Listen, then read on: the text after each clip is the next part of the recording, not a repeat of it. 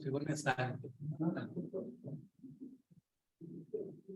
Queridas irmãs, queridos irmãos, todo o grupo Cantinho de Jesus, Centro Espírita Manuel Maria da Silva, que temos aprendido ao longo de toda essa trajetória de 73 anos, eu não sei quanto tempo estou chegando aqui, mas de poder compartilhar de coração para coração com todos vocês dessas celebrações de ciclos que se encerram, ciclos que se abrem. 73 anos de atividade. O meu pai desencarnou com 73 anos. O Cantinho de Jesus vai a mais de 200, né? Nós vamos seguir em frente, porque a trajetória é essa.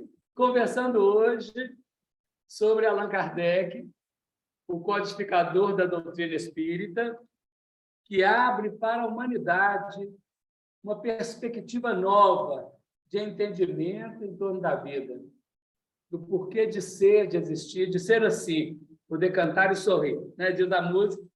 E nós estamos, à medida que vamos compreendendo toda a mensagem espírita, entendendo nossa real necessidade. Bom, parabéns, muitas felicitações, possamos nós transitarmos com muita luz e com muita paz. Vamos pegar alguns dados. O menino Hippolyte Léon Denisard Rivail nasceu no dia 3 de outubro de 1804, em Lyon, na França. Lyon é uma cidade de muita importância para a comunidade cristã, e no nosso caso espírita. Em Lyon foi fundada uma igreja por discípulos diretos de João Evangelista, a Igreja de São João Evangelista. A cidade de Lyon é referida no livro Ave Cristo, de Emmanuel, na psicografia de Chico Xavier, apresentando ali o trabalho dos primeiros cristãos e desenvolvendo todo um processo onde, na Idade Medieval, teve uma significativa importância aquela região, com determinados grupos dos cátaros e todo o seu movimento dentro da espiritualidade no planeta. O pai Jean Batista Antonioni Rivail era um juiz de direito. O pai de Allan Kardec sumiu quando Kardec tinha 4 anos de idade. Rivail tinha 4 anos de idade. Não apareceu mais. Ele era um soldado, fazia parte militar, fazia parte, apesar de advogado também, fazia parte do campo militar, e acredita-se que ele tenha morrido na Espanha, numa dessas batalhas, mas não se tem notícia. Quando o Rivail casou, em 1832, com a Amélie Gabrielle Boudet, está no registro de casamento a ausência do pai. Jeanne Louise era mãe do Ramel, professora. Ele é aluno de Pestalozzi de 1814 a 1822. Família de advogados, né, na magistratura, na educação. E ele tinha interesse pelo estudo das ciências e da filosofia. É a base que nós temos de Allan Kardec, assim, bem simples, né? Foi discípulo, estudou a sua formação com João Henrique Pestalozzi. Pestalozzi, ele teve uma missão ao chegar na Terra da arte de ensinar, um educador, criou um sistema e dedicou-se principalmente à educação de crianças órfãs e abandonadas. Desejava que se chegasse a um desenvolvimento harmônico da mente, do coração e das mãos. Seria uma atividade tripla. Na mente, a vida intelectual. Coração, a vida moral. E nas mãos, a vida prática. Porque, às vezes, nós temos belas ideias, mas não são execuíveis na prática. E é preciso associar a intelectualidade, a moralidade, a amorosidade com a vida prática objetiva, principalmente no mundo de expiações e provas, que é um mundo de desafio. Aqui ainda estávamos preparando para entender a Terra como mundo de expiação e prova. Já estávamos na expiação e prova, mas nem sabíamos que era expiação e prova quando Pestalozzi inicia seus processos educacionais, né? É uma nova metodologia de ensino, usando o campo intuitivo, dizia: a intuição é fonte de todos os nossos conhecimentos. A atividade dos alunos deveriam partir do simples para o complexo, do conhecido para o desconhecido. Era o processo que definia Pestalozzi. Muito novo, com 9 anos de idade, ele vai ficar lá até os 19, quase 20 anos, são 10 anos que Rivail estuda junto Pestalozzi. Muito novo, ele, com a sua capacidade, compreendia facilmente, entendia todo o mecanismo da educação, da captação e, principalmente, da irradiação daquela onda. Ele se torna um dos mais eminentes discípulos e também colaborador, inteligente, dedicado. Veja que ele está lá, de 9 a 19 anos de idade, toda a fase, terminando a fase, se fosse hoje, infantil, puberdade e o início da fase adolescente e juventude. Nesse período, o Rivail, além de ser um aluno, ele também se tornou um colaborador de Pestalozzi, que muitas vezes convidado para ir a outros estados, outras nações, levar aos dirigentes dessas nações o seu método, qual a sua ideia, o Rivail, naturalmente, às vezes substituía o professor em dadas questões das atividades que ele desenvolvia no Instituto de Yverton. Yverton é uma cidade que está a 400 quilômetros de distância de Lyon. É muito perto, está num outro país, está na Suíça, mas elas estão próximas. E, ao colocar esse instituto, nós entendemos que o plano espiritual, trabalhando nas linhas do planejamento, claro, né, Pestalozzi inaugura aquele ciclo de estudo, aquele educandário, numa cidade próxima, onde nasceria, estava previamente planejado, este apóstolo do Cristo, que conhecemos com o nome de Rivail, depois de Allan Kardec. É um processo para nós pensar. Quando prepara-se a encarnação para o espírito, que nós vamos conhecer como Allan Kardec, em 1799, dia 31 de dezembro, nos céus da Europa, nos planos espirituais superiores, acontece uma reunião dirigida pelo Espírito da Verdade e outros tantos espíritos das Pleiades que vão conduzir a fecundação do espiritismo na Terra. Kardec irá aparecer lá. Ele chegará, ele estará presente. O Espírito da Verdade inaugura a reunião. Essa página dessa reunião está no livro Cartas e Crônicas, de Humberto de Campos, irmão X, e Chico Xavier, intitulado Kardec e Napoleão. Chega Allan Kardec, várias eminências de espíritos das altas esferas e espíritos mais básicos, porque Napoleão estava encarnado. E Napoleão tinha uma missão importantíssima de preparar terreno político, sociológico, para a chegada do espiritismo. Napoleão é retirado do corpo e levado até lá, a esta reunião. Outros tantos encarnados também eram levados. E a importância do Napoleão é muito grande, porque ele fora, outrora, Júlio César, primeiro imperador de Roma, e também Alexandre, o grande, conquistador naquela área da Ásia Menor.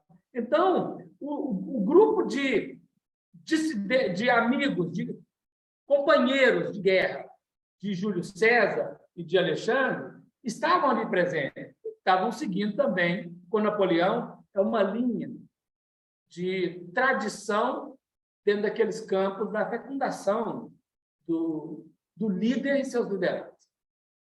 Kardec, quando chega, o Napoleão levanta da cadeira que estava e ajoelha aos pés de Kardec. Não era Kardec ainda. Era o espírito, nós não sabemos quem. Com o nome que ele tinha naquele momento, várias encarnações.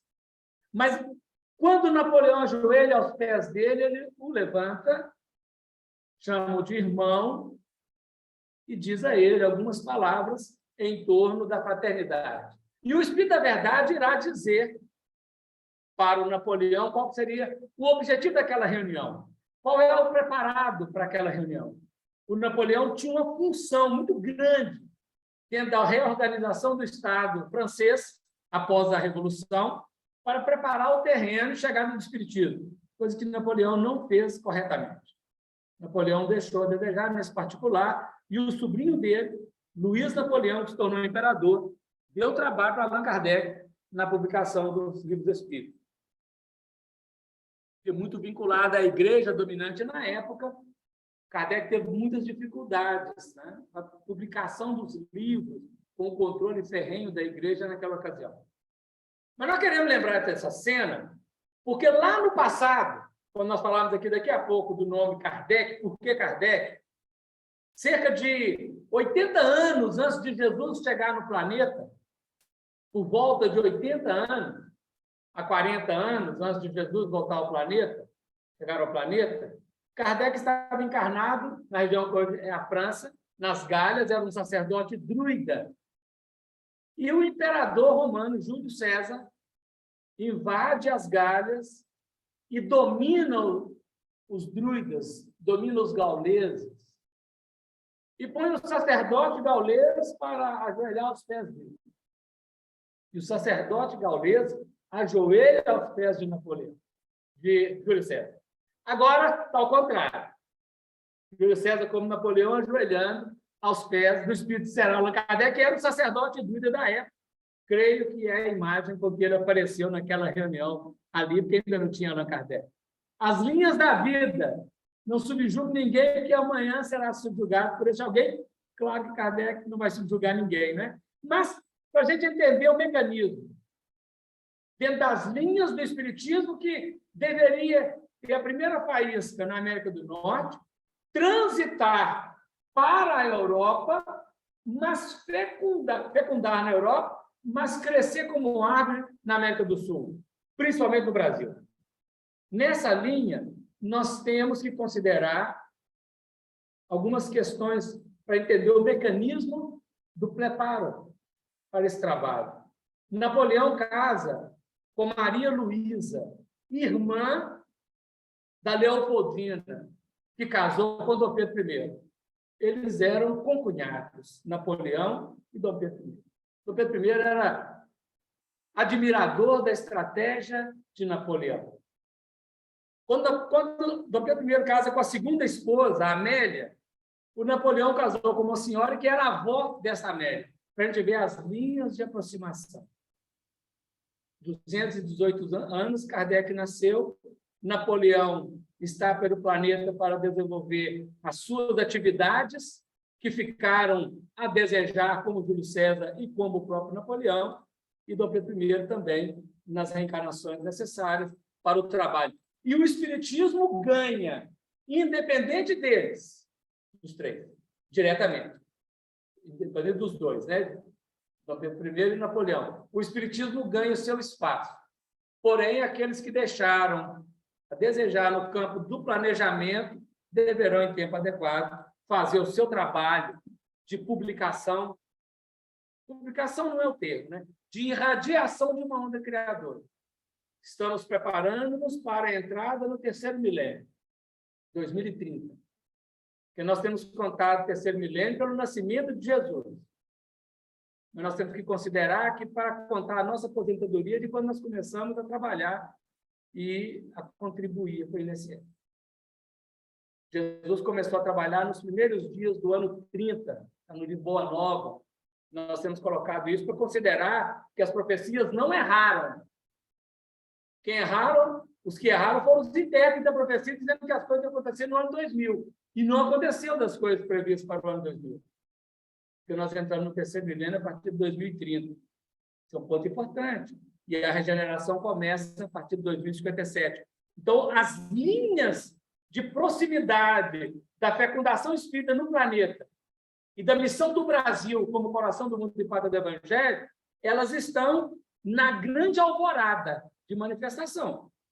Então, nós, ao celebrarmos o aniversário do Centro Espírita, e acontece isso no Brasil inteiro, trazemos a personalidade de Allan Kardec, o codificador, e pensarmos em toda essa onda que já nos sensibilizou e tem nos ajudado a melhorar, e que deve atingir o planeta inteiro, é de suma importância essa avaliação. Então, nós buscamos um pouquinho, fomos lá na frente, voltamos aqui no Rivail, o aluno de Pestalozzi.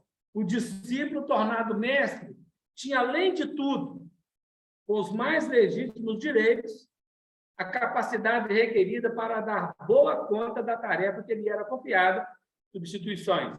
Era bacharel em letras e em ciências, com muitas especialidades, né? Com 19 anos de idade para 20, ele publica um curso prático e teórico de aritmética. Eu fiquei imaginando, estava pensando nisso, olhando agora alguns parentes com 19 anos e as matemáticas dele.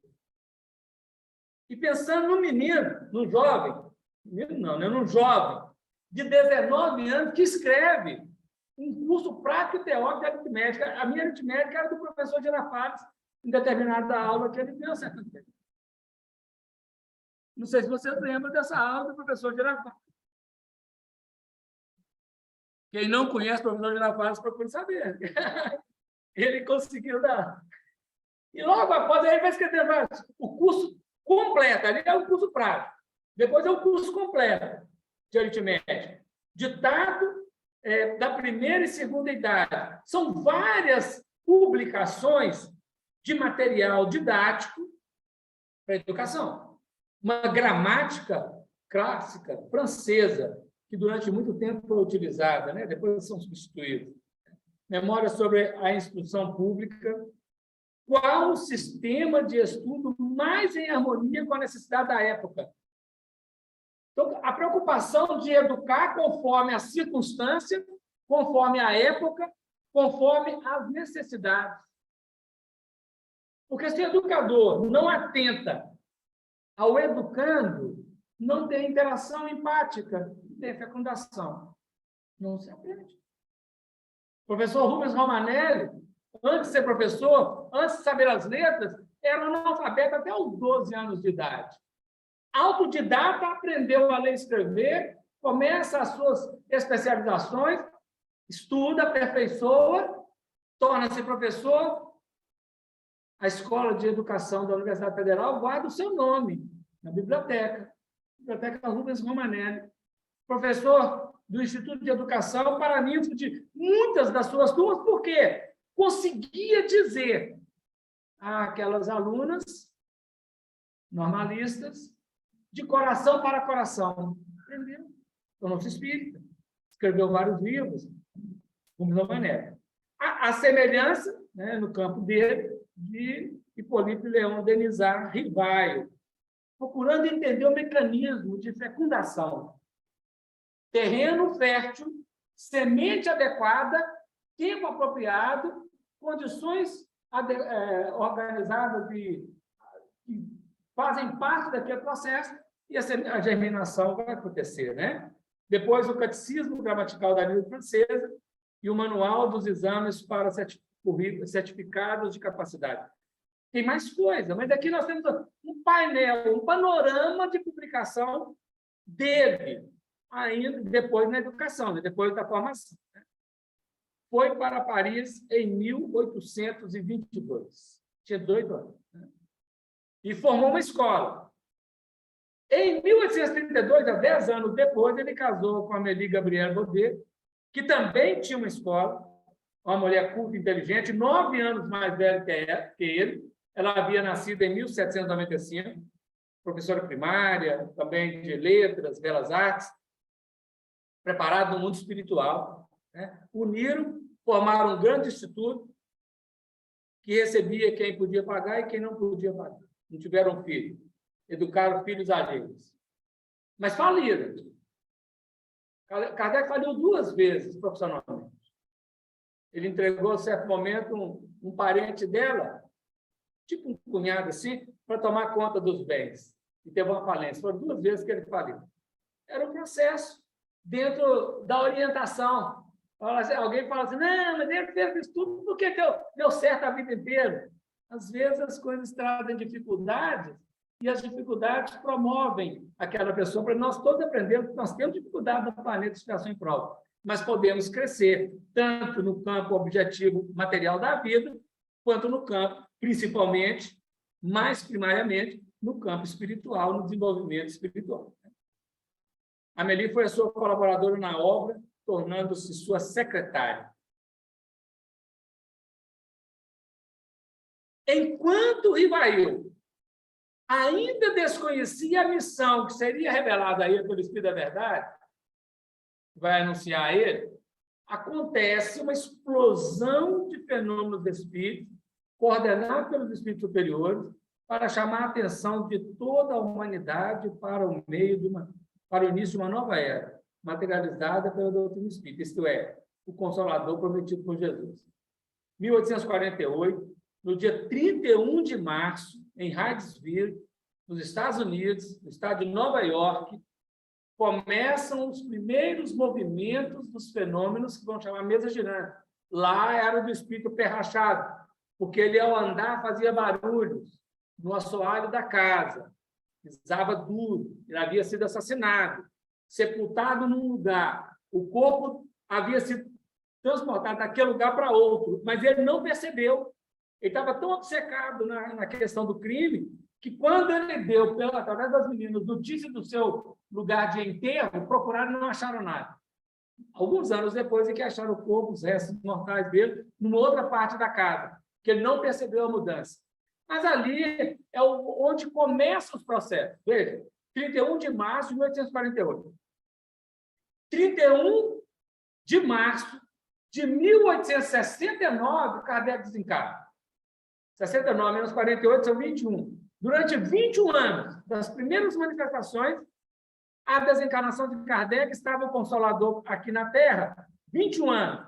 21 anos é a fase infanto-juvenil dentro da biologia, dentro da nossa cronologia biológica. Fase infanto-juvenil. Biológica, né? Psicológica a gente pode mudar um pouco, mas biológica 0 a 21. Em 21 anos, o mundo espiritual patrocinou o alerta, o chamado, o convite, a codificação, e Kardec desencarna. Em 1870, o espiritismo está na mão dos homens.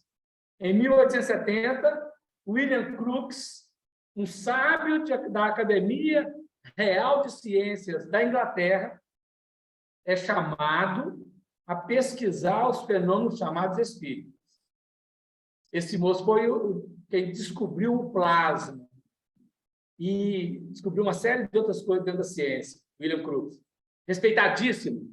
E pesquisou durante alguns anos o espírito Kate King, que materializava através da médium Florence Cook, na sua casa, e era durante 3 anos consecutivos, aquele espírito Kate King permaneceu na casa dele. Ele era casado, esposo, vários companheiros de pesquisa e outros curiosos. E ele pesquisou durante 3 anos esse espírito, e ele conclui pela objetividade do fenômeno. Escreveu um livro chamado Fatos e Espíritos, mas ele foi colocado de lado pela Academia de Ciências. Mas ali começava o ser humano a lidar com o processo espírita. A partir de 1870. Então, até 1869, estava o codificador dentro de todo o preparo que o mundo espiritual organizou. O Consolador prometido por Jesus chegava à Terra e deveria crescer como árvore. Nós vimos que a Europa tomou um caminho completamente árido em relação ao espiritismo, que encontrou na América do Sul, no Brasil, o terreno fértil para fecundar-se. Muito antes do Kardec codificar, já os magnetizadores, os homeopatas, trabalhando com magnetismo, com o passe magnético, desenvolvido por eles, Hahnemann ensinava a aplicar o passe magnético, os homeopatas foram precursores aqui no Brasil desse processo do magnetismo. E ainda contando com a colaboração das doutrinas vindas da África, né, com os africanos que vieram, e que, naturalmente, polarizou muito o interesse pelas coisas do outro mundo aqui no planeta, no Brasil. Então, veja, tem uma linha de organização do mundo espiritual, fazendo os planejamentos para que a onda possa atingir, no tempo adequado, todo aquele material que ela precisa atingir.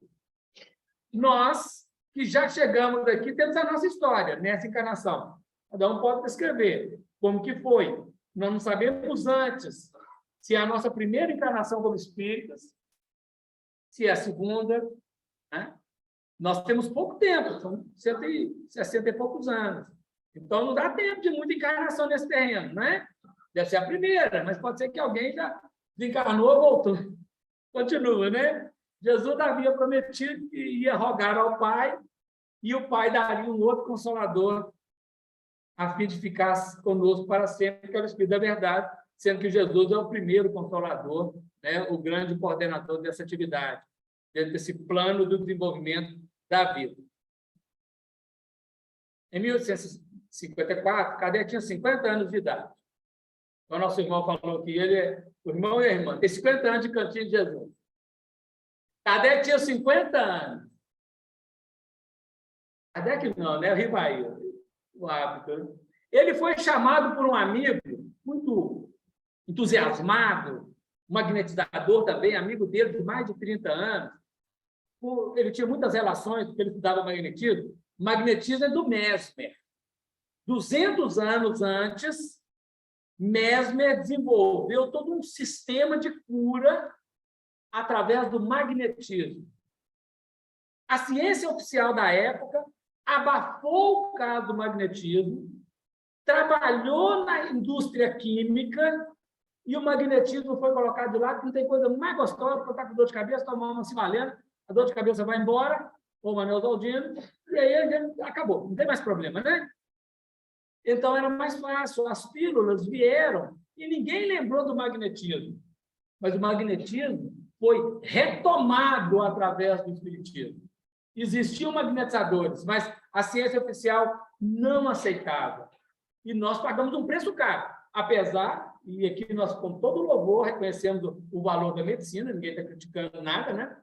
Reconhecemos o valor da medicina, reconhecemos o valor dos remédios, são importantíssimos, precisam ter o seu lugar. Mas o trabalho magnético não podia faltar. O trabalho magnético, o magnetismo, a cura ou transfusão de energia, Allan Kardec fala assim no livro A Gênese. A cura opera pela transmutação, colocando uma energia sã, substituindo uma energia malsã. Jesus curava com magnetismo. E os homeopatas, além dos remédios que trazia aqui para o Brasil no início, aplicavam também passos, curavam com magnetismo. Tem um poder forte. Quem trabalha com tratamento espírita sabe disso, o quanto que o passe magnético, quanto que o trabalho terapêutico do magnetismo, ele opera. As religiões têm, eu adorei, temos o Reiki, temos outras doutrinas que trabalham com imposição de mão, quanto que ela é fecunda. Mas a Europa não aceitou, porque interferiu nos interesses particulares e seguiu o caminho que seguiu. Mas todas as coisas voltam no tempo adequado, né? E o Fortier era um estudioso de magnetismo, também com Kardec, e ele procura Kardec e fala assim com ele, o Rivail: olha, temos uma coisa muito mais extraordinária do que o magnetismo. Não só se consegue que uma mesa se mova. Além dela mover, magnetizando, também que a mesa fale. Interrogada, ela responde. Imagina se sou eu, se é um de nós, ouvindo um amigo falar assim: nós ficamos um passo numa mesa ali, num pé de cabra, numa vassoura. Vassoura tem que acreditar. Hoje tem umas bolinhas de rodinha que você põe na casa amiga, ela roda, varre a casa inteira. Está de boa. Não é uma vassoura rodante, né? Uma vassoura girante. Né? Um robô. Mas aqui, imagina falar, olha, tem uma mesa que gira, é aplicado o passe, ela fala. Olha o que o Rivail respondeu, porque ele era um homem muito prático de ciência, ele vai falar uma frase interessante aqui depois. Isto, repliquei, é outra questão. Só acreditarei quando vir. E quando me provarem que uma mesa tem cérebro para pensar, nervos para sentir, e que possa tornar-se sonâmbulo. Pensamento lógico.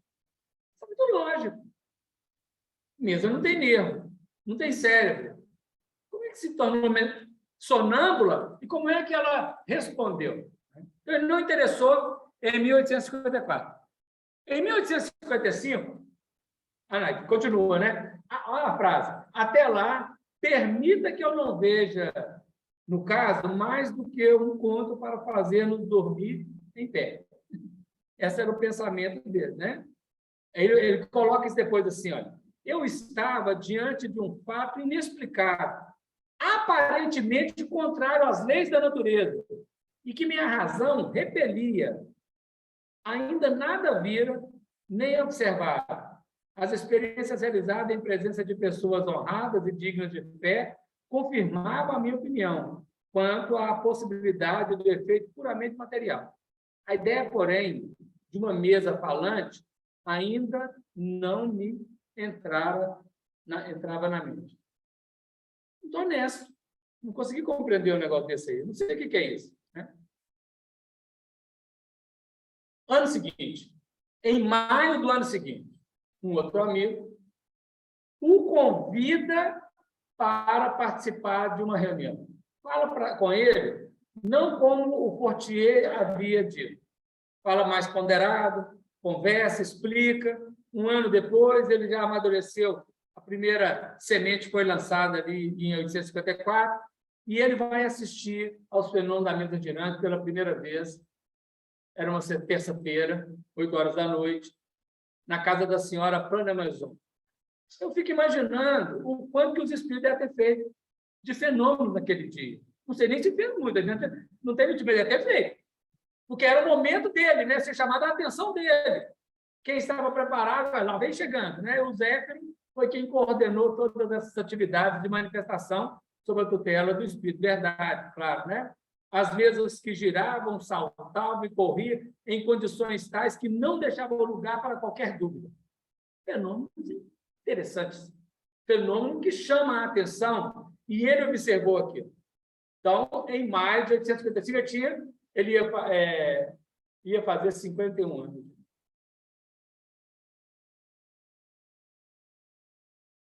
Rivail, que buscava apenas se instruir, viu que ali surgiu uma nova ciência e iniciou seus estudos sérios de espiritismo. Quando ele estudava em Iberville, no Educandário de Pestalozzi, o que acontece? Uma parte da Europa é protestante, tradução mais protestante. Outra parte, mais católica. A Suíça é um país mais protestante, naquela ocasião. A França, ela, apesar de ter lá Calvino e outros tantos, tinha uma feição muito grande de tradição católica, e a família do Kardec, do Rivail, era católica. Porém, quando ele chega no Instituto, haviam professores católicos, professores protestantes, alunos protestantes, alunos católicos. E o nível de discussão era semelhante ao nosso. Batiam boca, discutiam. Professores não conversavam com outros professores, alunos não conversavam com outros. Na Irlanda, ainda hoje, em alguns países, em alguns lugares da Irlanda, numa rua, se mora protestante, católico não pode passar. Imagina que coisa, século XXI já. E ele, Rivail, quando ele olhava para aquele choque de ideias, na mente dele vinha assim, deve existir um jeito de conciliar, porque protestantismo é um protesto dentro da Igreja Católica. Apenas alguns itens em desacordo, conforme as circunstâncias que Martim Lutero encontrou na época, mas ficou dois grupos muito fortes, rivais, né, paralelos, mas o mesmo esquema, a mesma teologia, que está numa, está noutra, com pequenas variações. Mas o grupo que defendia as ideias, hoje não é tanto assim, na Europa, mas aqui no Brasil às vezes ainda é, na Europa não é tanto assim mais, tem poucos lugares, mas naquela ocasião era muito forte. E aquilo sensibilizava por demais a mente do menino, do jovem, do adolescente Rivail, a ponto dele pensar que poderia haver um jeito de conciliar essas dúvidas. Então, quando começa esse movimento das mesas girantes, e quando os espíritos começam a falar de uma nova era, de um abraço, de um amplexo, de uma nova religião, que era necessário fazer mudanças, era o que ele estava procurando. No primeiro dia, ele foi lá apenas para ver. Aí, ele achou interessante passar por um vasto material, várias perguntas que já haviam sido feitas. 50 cadernos, não sei quantas folhas tinha cada caderno, mas 50 cadernos com material de perguntas que desde 1848, né, nos Estados Unidos. Não sabemos a data certinha quando começou na França, mas deve ter sido 1 ano e meio depois, mais ou menos 1 ano. Até ali, 3, 4 anos de trabalho, de material, de perguntas, tinha muita coisa. Ele começa a instruir e ele viu que ali surgiam coisas muito profundas, muito sérias, porque as respostas que às vezes eram dadas, conforme a pergunta, talvez o perguntador nem entendeu bem que foi a resposta, mas ele entendia porque tinha uma vasta cultura. Isso era importante, né? Então, Rivail observou que não se tratava de futilidade e divertimento, que a maioria dos fenômenos da mesmirança na Europa, na França, naquela ocasião, em Paris, era divertimento, final de semana. Igual nós vamos ao Parque Municipal andar de roda gigante, eles reuniam lá em torno da mesa, as mesas pulavam, falavam coisas. Virou um momento, virou uma febre, virou um pulsar. Era para chamar a atenção de todas as personalidades na ocasião. Mas sim da revelação de uma nova lei, cujo estudo decidiu aprofundar. Decidiu nele. Mas não é só por ele.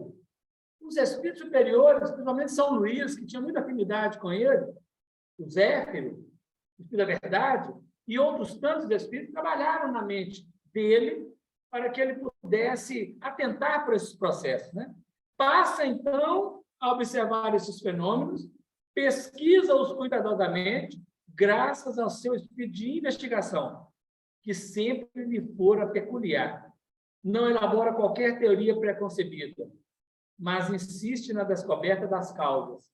Primeira pergunta que ele faz lá naquela reunião de terça-feira, às 20 horas, na casa da Madame Pereira Maison, quando ele viu a mesa girando e respondendo, falou, escuta aqui, se fosse assim num bom mineiro, escuta aqui, mesa não pensa, tem alguém por detrás, não tem?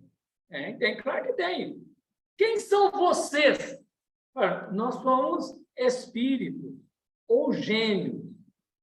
A palavra gênio não pegou bem para nós, né? O espiritismo não trabalha com essa ideia. Ficou lá com o Aladim, um tapete daquele maravilhoso, né, gente? Imagina se um tapete daquele cai na nossa mão. Alguém já pensou isso? Do Aladim? Aqui passear se for rapidinho. Quebra-mola bastante, tinha nada. Então, o gênio não colou a palavra gênio, mas o espírito sugeriu gênio. Aí ele falou assim, mas quem são os espíritos? Aí ele respondeu assim, nós, os espíritos, somos as almas dos homens que já morreram. Pergunta lógica. Então, quer dizer, morreu aqui na Terra. É espírito aí? Tinha desencarnado um amigo dele recente. Ele falou, fulano de tal, meu amigo morreu, está aí, tá. Chama que eu quero conversar com ele. Aí você falou assim, não é bem assim, ele está aqui no mundo espiritual. Agora, a gente não sabe, dá o nome, então vamos ter que procurar. Deram o nome, na outra reunião, está lá o amigo. Conversaram durante muito tempo. Ele fez perguntas, então, que só eles dois sabiam, ninguém mais da casa não conhecia, o moço era um desconhecido, amigo dele. E isso foi importante, impactante, para que ele pudesse não continuar estudando, porque eu já tinha visto muita coisa, mas para abrir mais ainda o terreno dessas causas. Quem são estes que movimentam os fenômenos? Você vai descobrir muita coisa, né? Vai nos revelar tudo, não tem nada escondido. Aplica a esses fenômenos o método experimental, com o qual já estava familiarizado na função de educador. Partindo dos fatos, remonta às causas e reconhece a autenticidade daquele fenômeno. O espiritismo não surgiu da cabeça de alguém um dia, o espiritismo não é uma invenção. Ela é uma codificação a partir dos fatos que se manifestaram mais de uma vez em vários lugares, de maneiras muito diferentes, com vários sistemas, e que, uma vez organizado, dado o método devido, a orientação devida, tornou-se, né, irrefutável como doutrina. Pode-se questionar determinados pontos do que desdobra, mas da metodologia que ele aplicou, não. O problema é que nós estamos lidando com espírito, com inteligências, não é com matéria bruta. Então, às vezes, alguém tenta replicar e não consegue, porque não tinha a mesma autoridade do codificador, não está no mesmo processo de fecundação, de codificação. Então, pode acontecer, claro, de alguém tentar e não obter aquilo que está buscando. Mas já tem material, vamos pesquisar o que existe, né? Quando começam as primeiras... Aí ele vai estudar, daí a pouco os grupos se organizam, né? Ele vai estar num determinado momento, o Espírito da Verdade vai aparecer e começar a trazer algumas orientações. Várias vezes. O Espírito da Verdade disse que estaria com ele uma vez por mês durante 15 minutos. Veio mais vezes. Várias vezes o Espírito da Verdade apareceu, ou talvez algum outro Espírito tomava o nome do Espírito da Verdade e conversava com ele, trouxe vários dados, várias questões de orientação precursora. E uma delas é essa aqui, ó, o aviso do Espírito da Verdade. Fala assim, a missão dos reformadores é prenhe de escolhos e perigos. Previno-te de que é rude a tua, porquanto se trata de abalar e transformar o mundo inteiro. A proposta é complexa. Ele não era um megalomaníaco, claro. Ele não tinha visão, ideia, o Rivail, de mudar o mundo. Não. Mas os Espíritos começam a dizer para ele que é necessário que o que estava colocado seja derruído e que seja edificado um novo sistema. Isso é muito complexo. O projeto é muito arrojado. A tarefa vai mexer com forças tenebrosas que dominam o planeta há milênios e que não querem abrir mão. Esse deu o tempo de estudar as forças de sombra, de não luz, de treva, que invadem o planeta e que rodam o planeta. A gente percebe a grandeza que é essa dificuldade. Então, é lógico que ele seria perseguido. Lógico que encarnados e desencarnados iriam tentar atrapalhar a obra de toda maneira. Então, tem uma advertência no início do processo para que ele se colocasse com segurança, cheio de escolha. Tem perigo, é rude a tarefa, vai abalar e transformar o mundo inteiro. Por isso que nós falamos, em 21 anos, chamou atenção, organizou, preparou e publicou. Depois é o ser humano caminhar. A Europa, eu estava dizendo e parei depois da ideia, agora que ela voltou. A Europa tornou um terreno infértil, a América tornou fértil, principalmente com Franciscano Xavier. Emmanuel e todos os espíritos que Emmanuel chamou para, junto dele, fecundarem o campo psíquico de Chico Xavier e a nós todos. O trabalho que o Chico Xavier apresentou no Brasil, no futuro nós vamos olhar para trás e vamos ter a grandeza que é. Hoje a gente fala, mas a gente ainda não consegue imaginar. A Europa, que não conhece Chico Xavier, ela tem um outro jeito de pensar espiritismo. Quando pensar espiritismo, seguramente, com paralelo, né, a codificação com a obra de Chico Xavier, vai abrir horizontes. Hoje, o que tem de espiritismo na Europa é coisa de brasileiro que está lá. Né? Deles mesmos quase não tem nada. É muito campo da ciência somente. Né? Mas tudo bem, isso aí são processos dentro do desenvolvimento. É como a gente ir na floricultura comprar uma muda. Plantou lá e comprou e levou para o terreno. Né? Ela está florescendo cá. Ela não floresceu lá. Então, é assim mesmo. Devagarinho, com o tempo, daí a pouco o planeta inteiro. Né? Suscitarás contra ti ódios terríveis. Inimigos conjurarão para a tua perda. Ver-te-ás a braços com a malevolência e a calúnia, a traição mesmo dos que te parecerão os mais dedicados. As tuas melhores instruções serão desprezadas e falseadas. Terás de sustentar uma luta quase contínua com sacrifício de teu repouso, da tua tranquilidade, da tua saúde e até da tua vida. pois sem isto viverias muito mais tempo. Você vai morrer mais. Vou te começar a falar aqui, não vai durar muito tempo, não. Não vai durar muito tempo, não. E foi rapidinho, né? Começou em 1855, trabalhou em 1869, 14 anos depois tinha desencarnado. Foi assim, passou como metrô, rapidinho. Aí vai dar a resposta do Kardec. O Espírito da Verdade escreveu através do médium, não foi falado, né? Foi escrito. Aí ele leu e fala assim: eu agradeço os teus sábios conselhos, aceito tudo, sem restrição e sem ideia preconcebida. E ele faz uma prece: Senhor, pois que te dignas lançar os olhos sobre mim para o cumprimento dos teus desígnios, faça-se a tua vontade. Está nas tuas mãos a minha vida. Dispõe do teu servo. Uma adesão. Escutou, ouviu o processo, acolheu, agradeceu, falou, estou pronto, vamos seguir o trabalho. A semelhança de Francisco de Assis, quando despertou, a semelhança de Maria de Nazaré, quando chamada pelo anjo Gabriel ao projeto do nascimento do Cristo, ele trabalha nessa linha, estamos todos dentro do mesmo processo. Eles lá e nós aprendendo com ele, dentro desse campo, porque Kardec é um dos grandes trabalhadores do Cristo. Nós tínhamos falado do pseudônimo. A doutrina espírita, ela vem trazer, nas suas derivações no movimento de manifestação, uma quebra do paradigma chamado personalidade. A vida humana, ela nos fez parecer que o valor está na personalidade. Eu, o ego. Eu sou importante. E o Espiritismo, ele vem mostrar, não diretamente, ele fala isso no conteúdo, mas ele vem trazer um processo de aprendizado para que o valor não esteja na personalidade, sim na individualidade.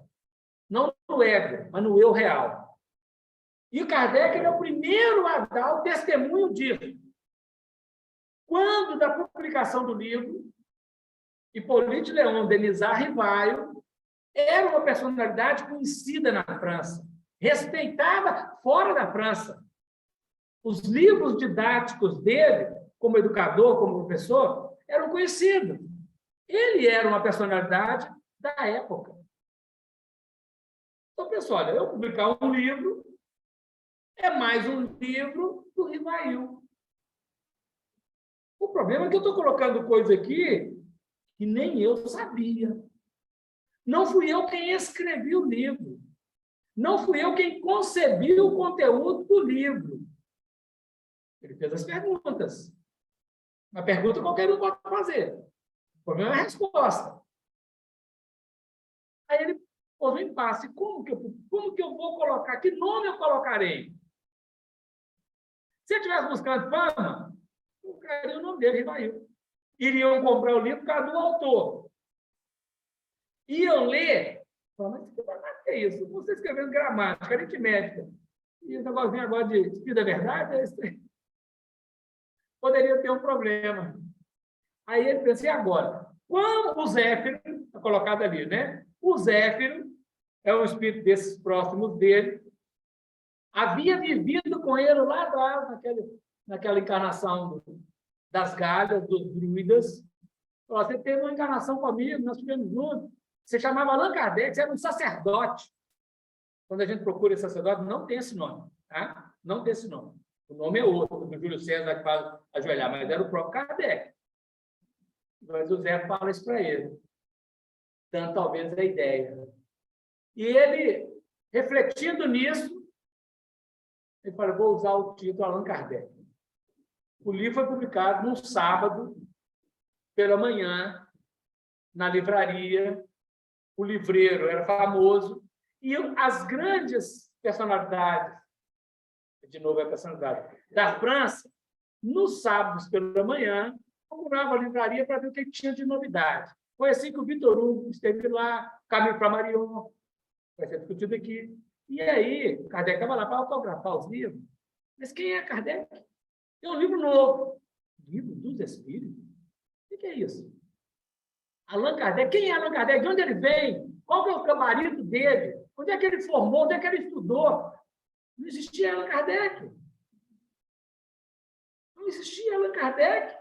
Você imagina comprar um livro de... não sabe nem de quem? Nós compramos até... não, a gente sabe, né? A revista da Mônica, a gente sabe de quem. Né? Então, ele escolhe esse nome, pseudônimo, claro, com todo o pensamento já projetado do plano espiritual. O Zé, ao falar para ele o nome, já deu a ideia, ele captou. Assim foram várias coisas que aconteceram com Allan Kardec, com o Rivail. E aí, a partir desse momento, o Rivail começa a deixar de existir para surgir Allan Kardec.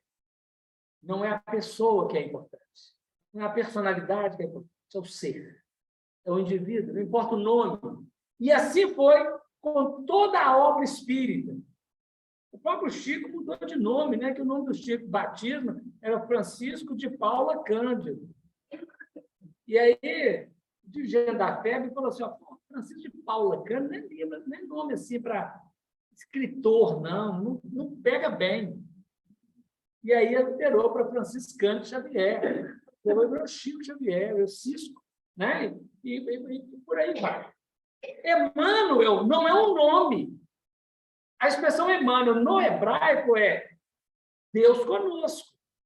Mas quando Emmanuel viveu como Manuel da Nóbrega, ele querendo, porque foi o primeiro escritor brasileiro, um catequizador de índios, né, educador de índios, ele, Zé de Anchieta e outros tantos, na fecundação dos primeiros dias do Brasil, o Brasil nascente, ele era educador aqui, ele quis homenagear o Manuel da Nóbrega e homenagear o termo Deus conosco da Bíblia. Então, o que ele fez? Ele juntou as primeiras letras do nome dele, Henrique, Maria, Manuel da Nóbrega. Henrique sem o H. Henrique é Maria M. Manuel. Juntou, fez Emmanuel. Não existe o Emmanuel, esse não existe. André Luiz não é um nome. O médico que morreu no Rio de Janeiro não é André Luiz, não existia. Ele assimilou o nome do irmão do Chico Xavier, que estava lá na sala um dia que ele estava conversando com o Chico. Humberto de Campos, por causa do constrangimento com a justiça, mudou para irmão X. Para mostrar para nós a questão do nome, não importa o nome, a personagem. Não importa muito todo o conteúdo doutrinário que irradia para alterar a ideia do planeta. Começa com o próprio codificador e deve ser conosco. Que nome que nós tivemos na outra vida, não importa que nome nós temos agora, não importa tanto, importa o trabalho, né, que nós temos que realizar diante do cenário da vida. O método de investigação científica dos fenômenos espíritas. Kardec, do campo do positivismo, Kardec está todas as ciências emergindo, todas as bases da pesquisa humana emergindo, o espiritismo é a cereja, né, a cumieira do processo. O espiritismo vem depois de todas elas, aquelas básicas. Kardec adota, então, o método experimental. O método adotado por Kardec na investigação e comprovação do fato mediúnico é o experimental, aplicado às ciências positivas, fundamentado na observação, na comparação, na análise sistemática e na conclusão. Essa é a base do método experimental. Então, o espiritismo é de revelação espiritual, é subjetivo, porque trata do espírito, mas usou o mecanismo, a medida da matéria, por uma pessoa capaz de adequar todo esse processo, todo esse fundamento. E a coisa é tão importante que quando o Arthur de Conan Doyle, escritor famoso, escreveu sobre o Sherlock Holmes, né? Sei lá o que ele é. O que ele é? Mas qual que é o trabalho dele? Ele era investigador, né? O detetive. A palavra não vinha aqui, ele ia falar que era espião, mas não é espião. Estava um espião na gaveta. O Arthur Conan Doyle, ele está na Inglaterra. Então, quando ele começa a atentar para o espiritismo, o que ele faz? Ele escreve um livro chamado História do Espiritualismo, virou História do Espiritismo, hoje é do Espiritualismo, e ele trabalha com o espiritismo da Inglaterra, da Alemanha, da América do Norte. Então, Kardec, na obra do Conan Doyle, é uma nota de rodapé. A meia página. Ele não aparece. Não tinha o valor. Por quê? A Inglaterra, os ingleses não aceitavam a reencarnação. Aliás, nem o próprio Kardec, né? Kardec só foi aceitar a reencarnação bem tempo depois. Ele aceitava os fenômenos da reencarnação e tinha dificuldade. Mas os ingleses não aceitavam. Os ingleses, até hoje, ainda têm muita dificuldade com o processo da reencarnação. Não pensam na encarnação. Então, quando o Conan Doyle trabalhou, é aquela discussão do norte e o sul. A França, os latinos, não se equivaliam ao norte. Alemanha, Inglaterra, Estados Unidos. E, com isso, a história do espiritismo, que é importante, do Conan Doyle, não dá a menção devida ao Kardec. Nós vamos descobrir o Kardec a partir do Brasil, com toda a disseminação da obra do Chico Xavier, todo o processo que a Federação Espírita Brasileira vai fazer ao longo do tempo para dar a dimensão devida ao Kardec. Claro que lá na França tinha tudo isso, né? O mestre e tal, mas ele desencarnou muito rápido e os processos vão acontecendo, né? É preciso considerar todo esse movimento. Kardec diz assim, está lá no Obras Póstumas. Nunca elaborei teorias preconcebidas, observava cuidadosamente, comprovava, deduzia consequências, dos efeitos procurava remontar as causas, por dedução e pelo encadeamento lógico dos fatos, não admitido por válido uma explicação, senão quando resolvia todas as dificuldades da questão. Quando Kardec coloca os detratores do espiritismo, toda vez que eles vão falar alguma coisa, eles esqueceram de pensar numa outra. Então, quando nós vamos desenvolver uma tese, nós temos que avaliar todas as possibilidades. Se tiver uma coisa furada, é como uma caixa d'água, com um buraco. Por mais que encha d'água, a água está vazando. Então, Kardec conseguia, na mente dele, organizar todo esse processo e, no conteúdo que a gente vê, não falta nada, né? 2 importantes critérios científicos foram adotados por Kardec na tarefa de reunir informações para a elaboração da doutrina espírita. A generalidade, ou seja, universalidade, a coisa acontece em vários lugares, não acontece só num lugar, né? E a concordância do ensino dos espíritos. As vozes falam, o espírito sopra onde quer, não sabe de onde ele vem nem para onde vai. Então, assim que ele se comportou, enviava cartas, a partir desse momento, enviava cartas para vários lugares. E olha, a Europa teve mais de 1 milhão de espíritas na época de Kardec. O Brasil, hoje, pelo censo de 2010, são 3 milhões de espíritos. Quase 30 milhões de simpatizantes. Gente que vai no centro espírita, faz uma garrafada ali, uma garrafada lá, uma coisinha aqui, outra ali, e toma um passe, e pensa assim, na próxima encarnação eu faço simpatizante que vê novela, tem cerca de 30 milhões. Mas frequentadores, 3 milhões. Acreditávamos que eram 8 milhões. O censo falou que eram 3. Tem um problema de família, né? Um espírita na família, chega lá o recenseador, aqui o que é? Católico, pronto, né? Então, não aparece, porque não responde, não dá a resposta. Às vezes, não consegue captar isso. Né? Igual o rapaz falou comigo, o censo passou lá em casa, mas não perguntou minha religião, não. Ele estava incomodado.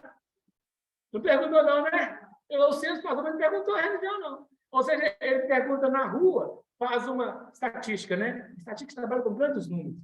A gente sabe, uma gotinha de sangue fala do sangue inteiro. Então, eles fazem essa observação. Só que sangue é diferente de sociedade. Então, existem algumas lacunas. Mas a estatística trabalha com esses números todos. Acreditavam ser 8 milhões e 3. Pode ter uma variação para mais ou para menos ainda. Então, somos muito poucos na quantidade. Mas se espera uma irradiação, não de doutrina para dominar outras doutrinas, mas de conteúdo moral, ético, de verdade, para sensibilizar todos os corações. Em tempo adequado, a própria ciência dominará esse terreno. Em tempo adequado, a ciência irá comprovar o espírito e a comunicabilidade e outros fenômenos. Mas nos compete muito o trabalho da fecundação moral. Por isso, o Evangelho segundo o Espiritismo está falando do plano moral. Uma coisa é a ciência trabalhar a comprovação espírita. E a comunicação, e a reencarnação. O problema são as consequências disso. E nós temos que nos preparar cada vez mais, né? Para essa apresentação. uma só garantia séria existe para o ensino do Espírito: a concordância que haja entre as revelações. Que eles façam espontaneamente, servindo-se de grande número de médios, estranhos uns aos outros em vários lugares. Foi o que eu estava falando.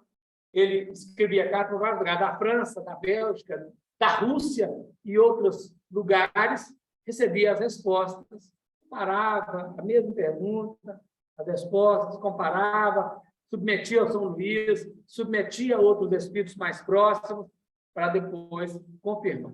Né?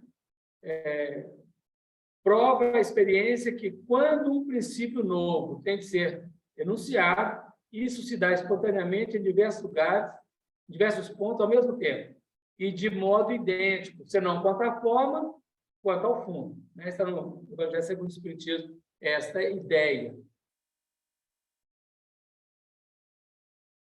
Kardec era médium? É uma pergunta que às vezes alguém faz e ele próprio vai responder isso. No livro A Gênese se trata disso. Ele não tinha nenhum sinal exterior da mediunidade, ou seja, não era uma mediunidade ostensiva, né? Mas, na elaboração do Evangelho segundo o Espiritismo, o seu cérebro percebia as inspirações do mais alto, com uma faculdade tão grande que nem ele mesmo suspeitava. O que aconteceu? Em agosto de 1863, ele retirou-se para uma casa de praia que eles tinham, e lá ele vai ficar até dezembro. E ali as ideias dele começam a povoar de evangelho, da literatura bíblica, e ele começa a ter visões, sonhos, vai trabalhar todo esse conteúdo. E organiza, nem a esposa sabia o projeto que ele estava trabalhando. Aí tem algumas cartas, tem algumas trocas, algumas coisas que depois vão ser reveladas, né? Mas ele prepara o livro. Em abril de 1864, ele publica o Evangelho segundo o Espiritismo com o nome de Imitação do Evangelho segundo o Espiritismo. Mas, depois ele vai mudar o nome para Evangelho segundo o Espiritismo. O termo imitação não colou bem para o editor e nem para os espíritos. Mas ele queria, ele insistiu. A segunda edição foi com o nome de imitação. Ele não queria mudar o nome, porque tinha convicção. Só que no português, imitação não fica legal, né? Imitação de Silvio Santos, imitação de Roberto Carlos, isso não pega bem fosse imitação de Jesus Cristo. Então, os espíritos convenceram. O editor pediu para mudar, ele não queria. Os espíritos falaram: não, o editor tem razão, muda. Porque os espíritos já estavam vendo o processo lá na frente, né? Como era a personalidade de Allan Kardec? Concluindo aqui, está quase acabando. Era muito polido, de fina educação, sério, mas não censuro. Tranquilo e moderado. Seu temperamento equilibrado denotava uma personalidade enérgica e perseverante. A tolerância absoluta era a sua regra. Tolerância absoluta. Flammarion o denominou bom senso encarnado. Disse o próprio Kardec: sou um homem positivo, sem entusiasmo, que tudo julga friamente, raciocina com outros. Está faltando aqui, eu não sei. Né? Depois vai pesquisar. As obras publicadas: o Livro dos Espíritos, 57. O Livro dos Médiuns, 61. O Evangelho segundo o Espiritismo, 64. O Céu e o Inferno, 65. A Gênese, 68. E depois a Revista Espírita, que era um jornal, um periódico mensal, que começou a circular em janeiro de 58 e foi até a desencarnação dele publicado. Depois continuou, né? A Sociedade Parisiense de Estudos Espíritos continuou publicando isso durante muito tempo. Tem muito material após a Revista Espírita que o próprio codificador publicado. Então, vale a pena buscar, pesquisar, tem muita coisa para a gente ler, né? Percebeu a necessidade de criar um meio de comunicação, não tinha hoje o que nós temos.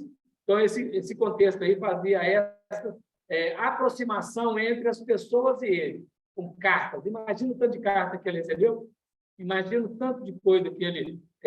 Isso aqui são questões que nós vamos deixar, porque nós temos lá mais ligeiro. O discurso do Camilo Flammarion, um pedacinho dele, no dia da desencarnação, depois, na hora do sepultamento, que não foi no mesmo dia da desencarnação. Esse é o castelo de Yverton, da Suíça, do Pestalozzi. Foi aí que ele estudou. Era um castelo mesmo, né? Bonito. Tem que ser grande lá dentro, né? O tempo lá vai ligeiro, não dá para ficar falando muita coisa. Mas trazendo a base, a gente pensar sobre o codificador, o trabalho Hercúleo. Nós não podemos deixar de falar de Kardec, por mais que a gente já sabe toda essa história. Resgatar sempre, porque a nossa memória, com todos aqueles que foram grandiosos na tarefa, aqueles que trabalharam denodadamente, não pode ser esquecido. Às vezes, nossa memória vai vários eventos acontecendo, nós vamos esquecendo. E o codificador não podemos esquecer de maneira nenhuma, nem de nenhum trabalhador, né? Vamos conhecer a todos eles e prosseguir. Muita paz a todos. Muito obrigado, Deus abençoe.